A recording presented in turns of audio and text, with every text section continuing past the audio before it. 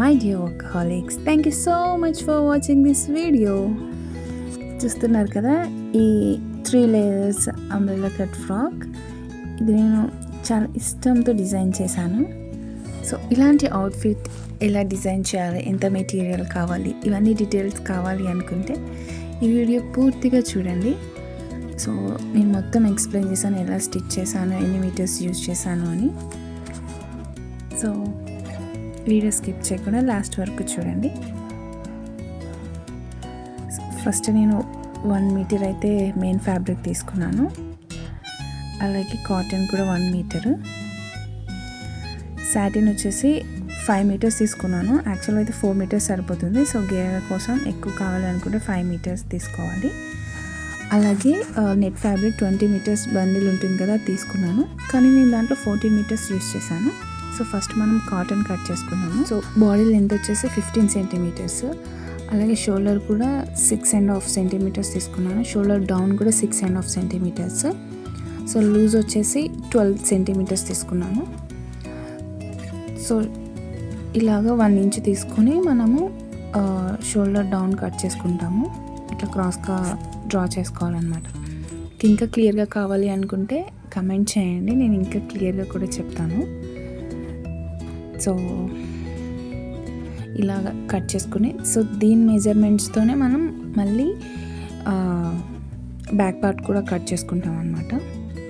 రెండు same as it is ఒకటే measurements ఉంటాయి కాబట్టి ఒకటేసారి కట్ చేయొచ్చు.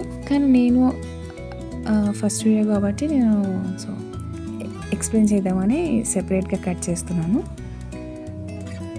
మనం 4 ఫోల్డింగ్ వేసి కూడా ఒకటేసారి కట్ చేసేయచ్చు. ఈ విధంగా సేమ్ ఫ్రంట్ పార్ట్ మెజర్మెంట్స్తోనే బ్యాక్ సైడ్ పార్ట్ కూడా కట్ చేస్తాము. సో సేమ్ ఏదైతే లైనింగ్ కట్ చేసుకున్నామో దాన్నే మెయిన్ ఫ్యాబ్రిక్ మీద వేసి మనం మెయిన్ ఫ్యాబ్రిక్ కట్ చేస్తాము యాజ్ టీస్గా. చూస్తున్నాం కదా, ఈ విధంగా 2 సైడ్ పార్ట్స్ కూడా కట్ చేస్తామన్నమాట.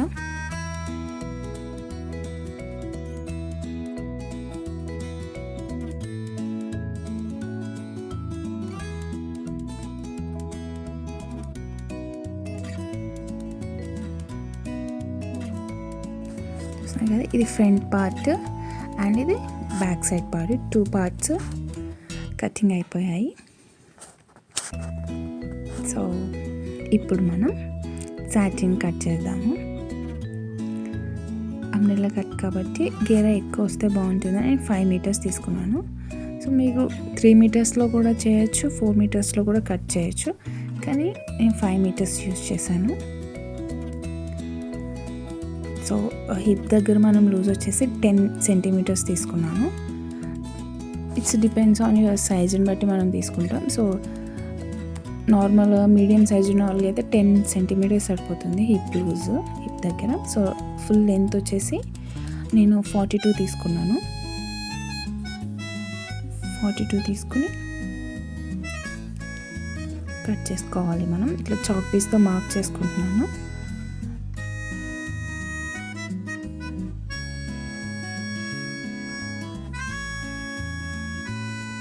సో అలా చెక్ చేస్తున్నాను 42 అన్ని కరెక్ట్ వచ్చాయా లేదా అని.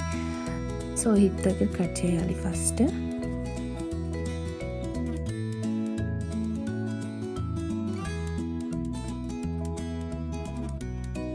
తర్వాత రౌండ్గా ఏదైతే మనం చాక్ పీస్ డ్రా చేసుకున్నామో అలా రౌండ్గా కట్ చేసేసుకున్న వెళ్ళొచ్చు.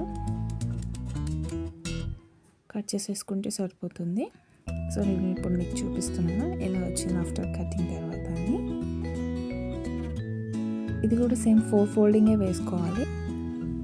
సో 4 ఫోల్డింగ్ అయిపోయిన తర్వాత చూపిస్తున్నాను మీకు ఎలా వచ్చింది అనేది. చూసారు కదా. సో ఈ విధంగా అయితే మనం అంబ్రెల్లా కట్ అయితే కట్ చేసుకుంటాము.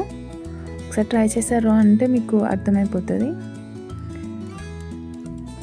ఇప్పుడు నెట్ ఫ్యాబ్రిక్ అనమాట. ఇది కూడా 4 ఫోల్డింగ్ తీసుకుని 3 లేయర్స్ సెపరేట్గా కట్ చేస్తున్నాను. సో ఇది ఫస్ట్ లేయర్ అనమాట. ఫస్ట్ లేయర్ కోసం కూడా 4 ఫోల్డింగ్ తీసుకోవాలి. సో సో 4 ఫోల్డింగ్ తీసుకొని హిప్ దగ్గర సేమ్ 10 సెంటీమీటర్స్ లూజ్ తీసుకుని లెంత్ వచ్చేసి 42 తీసుకున్నాను. అంటే ఫోల్డింగ్కి అంటే 40 సరిపోతుంది. 42 ఎందుకంటే 2 ఇంచెస్ మనకి మనము అది బోయింగ్ స్టిప్ వేసాం కదా, ఆ స్టిప్ మనం ఫోల్డింగ్ కోసమని కొంచెం షార్ట్ అవుతుంది. సో దానికోసమని 42 తీసుకున్నాం. యాక్చువల్గా అయితే 40 సరిపోతుంది. సో హిప్ దగ్గర కట్ చేసేసుకొని ఇలా చాక్ పీస్తో మార్క్ చేసాం కదా umbrella cut. So 42 inches same యాస్టీస్గా ఆ మెజర్మెంట్స్తో ఇలా కట్ చేసుకుంటాము. సో ఇది ఫస్ట్ లేయర్ అనమాట. చూసారు కదా నా హ్యాపీనెస్. ఇట్లా మనకు నచ్చిన పని చేస్తుంటే ఎంత బాగుంటుంది కదా.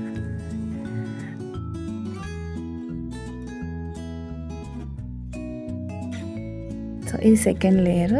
ఇది కూడా నేను సేమ్ హిప్ కొంచెం లూజ్ ఎక్కువ తీసుకున్నాను, ఎందుకంటే కొంచెం ప్రిల్స్ వచ్చేలాగా తీసుకున్నాను. లెంత్ కూడా కొంచెం తగ్గించాను. అది 42 కదా, ఇది నేను 38 తీసుకున్నాను. ఎందుకంటే సెకండ్ లేయర్కి కొంచెం పైకి రావాలి కదా ఫస్ట్ లేయర్ కంటే. సో ఆ విధంగా 38 తీసుకున్నాను నేను లూజు.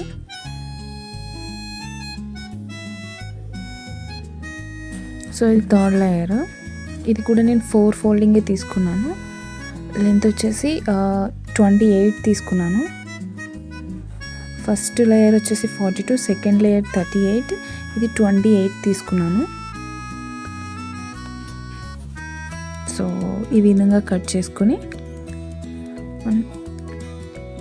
ఈ విధంగా కట్ చేసుకుంటాం అన్నమాట. ఇప్పుడు హ్యాండ్స్ కట్ చేద్దాము. సో హ్యాండ్స్ లూజ్ వచ్చేసి 8, లెంత్ నేను 5 తీసుకున్నాను. సో ఈ విధంగా చూస్తున్న విధంగా కట్ చేసుకోవాలన్నమాట. డ్రా చేసుకుని కట్ చేసుకోవాలి ఈ వీడియోలో చూపిస్తున్న విధంగా. ఇంకా క్లియర్గా మెజర్మెంట్స్ కావాలి అనుకుంటే కమెంట్ చేయండి. నేను నెక్స్ట్ వీడియోస్లో నుంచి ఇంకా మెజర్మెంట్స్ ఇంకా టిప్స్ అవన్నీ చెప్పడానికి ట్రై చేస్తాను. ఏదైతే కట్ చేసామో దాన్ని మనము మెయిన్ ఫ్యాబ్రిక్ మీద వేసుకొని యాస్టీస్ కట్ చేస్తాము. కొత్తగా నేర్చుకోవాలి అని అనుకునే వాళ్ళు ఈ వీడియోస్ని చూస్తూ ఉండండి. ఎందుకంటే నేను కూడా ఏమీ స్పెషల్గా వెళ్ళి అయితే ఏం నేర్చుకోలేదు, ఇలా యూట్యూబ్లో చూసే నేర్చుకున్నాను. సో ఇలా 3 లేయర్స్ కట్ చేసుకుంటాము. చూపిస్తున్నాను కదా ఎంత బాగా వచ్చాయో సాటిన్ మెయిన్ ఫ్యాబ్రిక్. సో ఇప్పుడు మనం స్టిచ్చింగ్కి వెళ్దాం. సో నేను నెక్స్ట్ పార్ట్ కట్ చేశాను, కానీ అది వీడియో షూట్ చేయడం మర్చిపోయాను. సో బక్రమ్ క్లాత్ ఉంటుంది కదా, అది యూజ్ చేయాలి నెక్కి. సో అప్పుడే బాగా కనిపిస్తుంది అనమాట, నెక్ ఫినిషింగ్ బాగా వస్తుంది. నా దగ్గర ఉషా స్టిచ్ మిషన్ కూడా ఉంది, కానీ దాంట్లో సరిగ్గా రావట్లేదు స్టిచ్. సో అందుకే నేను ఓల్డ్ మిషనే యూజ్ చేస్తున్నాను.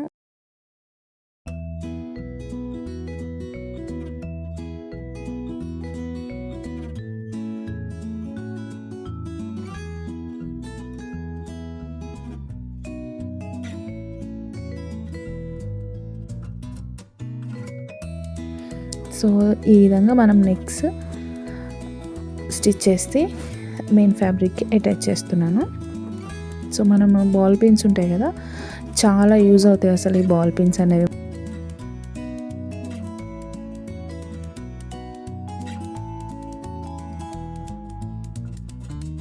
చూసారు కదా నా హ్యాపీనెస్, మీ అందరికీ ఈ వీడియో షేర్ చేస్తున్నాను. సో ఇది కొత్త బిగినింగ్ లాగా అనిపిస్తుంది నాకు.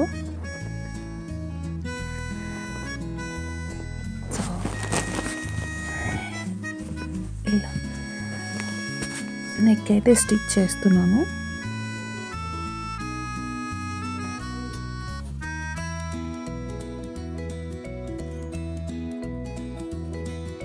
బక్రమ్ క్లాత్ మనకి మార్కెట్లో దొరుకుతుంది.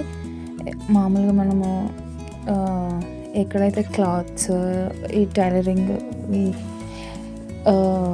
థింగ్స్ అనేవి ఎక్కడైతే అవైలబుల్గా ఉంటుందో అక్కడ వెళ్ళి అడగండి, బక్రమ్ క్లాత్ దొరుకుతుంది. సో స్టిచ్చింగ్ అయిపోయిన తర్వాత మనం దాన్ని కట్ చేసుకోవాలి.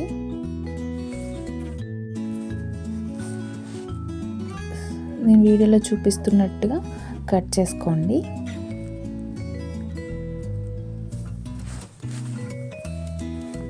సో కట్ చేసుకున్న తర్వాత మనము చిన్నవి నాట్స్ పెట్టుకోవాలి. ఎందుకంటే మనము దాన్ని రివర్స్లో తిప్పినప్పుడు ఫోల్డింగ్ లేకుండా కరెక్ట్గా టర్న్ అవుతుంది అన్నమాట బ్యాక్ సైడ్కి. సో అలా దానికోసం మనం నాట్స్ పెట్టుకుంటాము. తర్వాత దానిపైనుంచి ఒక స్టిచ్ వేస్తాము. సో ఎగ్జాక్ట్గా ఉంటుందన్నమాట, ఫినిషింగ్ బాగా వస్తుంది అలా వేస్తే.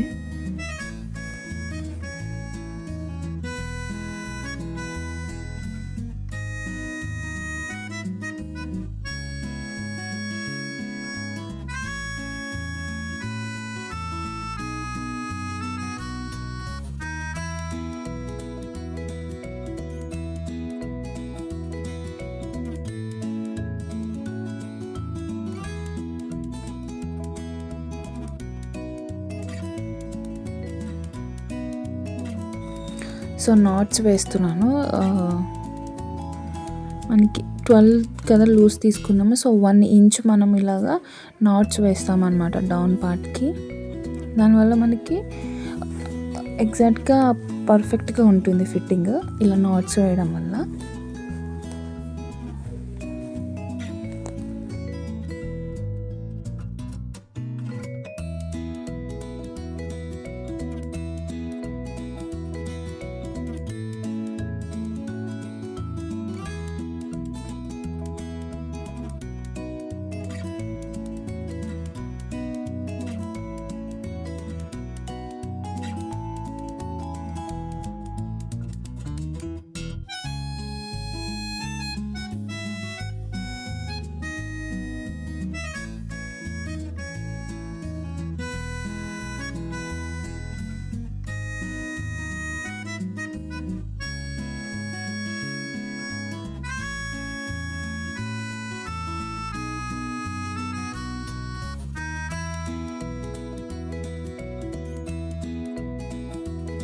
సో నెక్కి నేను తర్వాత అది హెమ్మింగ్ చేస్తాను హ్యాండ్తో. సో అందుకే అలా వదిలేసాను స్టిచ్ వేయకుండా.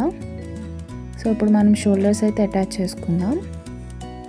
మీకు ఈ నాట్స్ ఎలా వేయాలి అంటే ఎంత మెజర్మెంట్స్ తీసుకోవాలనేవి ఇంకా క్లియర్గా కావాలి అంటే కమెంట్ చేయండి. నేను ఇంకా నెక్స్ట్ టైం వీడియోస్లో క్లియర్గా చెప్పడానికి ట్రై చేస్తాను. సో షోల్డర్స్ అయితే మనం అటాచ్ చేసుకుంటున్నాం.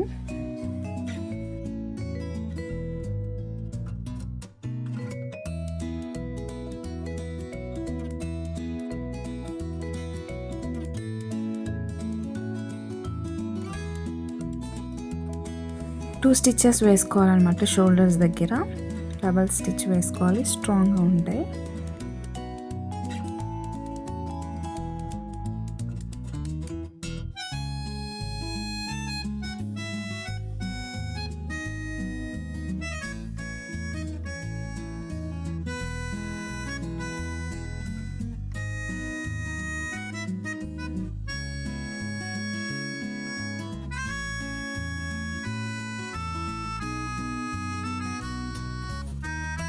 సో ఇప్పుడు హ్యాండ్స్ అయితే స్టిచ్ చేస్తున్నాను. సో మనకి ఇట్లా ఫోల్డింగ్ చేసుకొని మళ్ళీ అగైన్ 2 స్టిచెస్ అయితే వేయాలి. 2 స్టిచెస్ వేసిన తర్వాత ఇట్లా హ్యాండ్స్ అయితే అటాచ్ చేసుకోవాలి, ఈ విధంగా వీడియోలో చూపిస్తున్నట్టు.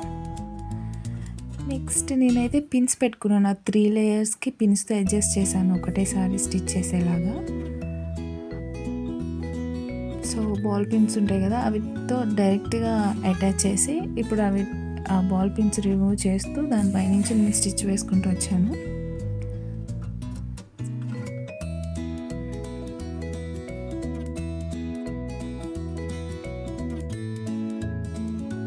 సో సాటిన్ కూడా అటాచ్ చేస్తున్నాను. 2 సైడ్స్ కూడా సాటిన్ అటాచ్ చేసి సైడ్స్ స్టిచ్ చేసేస్తే, సో వీడియోలో చూపిస్తున్నట్టు ఇలాగా స్ట్రిప్ అనేది నేను అటాచ్ చేశాను. So this is the frock. ఈ ఫ్రాక్ మీకు కూడా కావాలి అనుకుంటే నేను ఆర్డర్ తీసుకుంటాను. సో నాకు ఇన్స్టాగ్రామ్లో మీనా రోజీ అనే పేజ్ ఉంది. ఆ పేజ్ని ఫాలో అవ్వండి, ఆర్డర్ చేయండి, లేదంటే కమెంట్ అయినా చేయండి. Thank you so much for watching this video. Bye.